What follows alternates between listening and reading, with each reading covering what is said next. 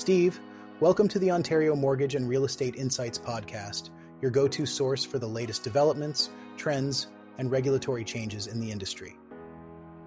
I'm your host, Steve Hamlin, here to provide you with insights sourced from reputable news outlets to help you stay informed and make well-informed decisions. Janine. This podcast is brought to you by Real Approved Inc., a trusted mortgage brokerage dedicated to helping Canadians achieve their homeownership dreams.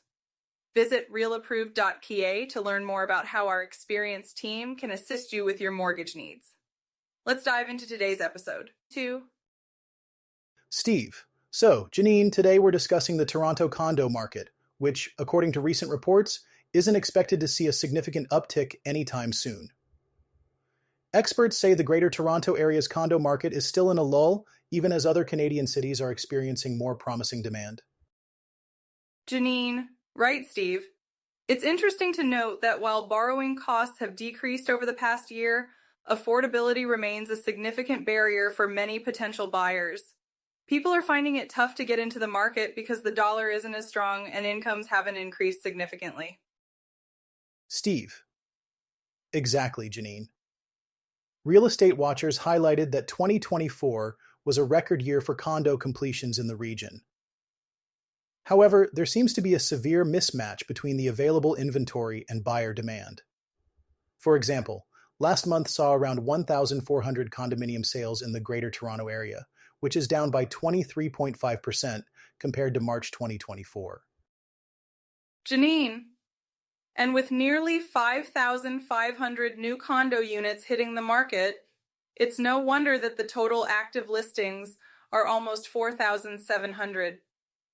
Buyers now have more options, which means they're becoming more selective. They want more value for their money, whether it's a larger space or specific features like a wraparound balcony. Steve, that's true, Janine. However, the situation isn't the same across Canada. For instance, Montreal is seeing a rise in condo sales and remains relatively affordable. The median price there is $420,000, compared to an average price of $682,000 in the Greater Toronto Area. Janine? Yes. It's fascinating to see how different markets are reacting to the current economic climate. In cities like Calgary, affordability is drawing people from Ontario, contributing to a better performance in their condo market. It's a reminder of how diverse the Canadian real estate landscape can be. Steve, absolutely, and in the Greater Vancouver area, the condo market is somewhere in between. While there's a larger degree of oversupply in Toronto, Vancouver isn't facing as extreme of a supply-demand mismatch. Yet developers there are cautious, holding back on new projects due to the challenging economic environment.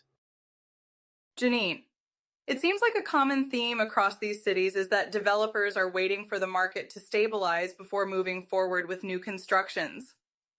It's a strategic move, but it could lead to supply issues down the road once demand picks up again. Steve, thanks for tuning in to another episode of the Ontario Mortgage and Real Estate Insights podcast.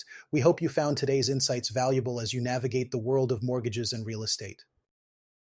Janine, before you go, a quick reminder, Real Approved is here to make your mortgage journey smoother.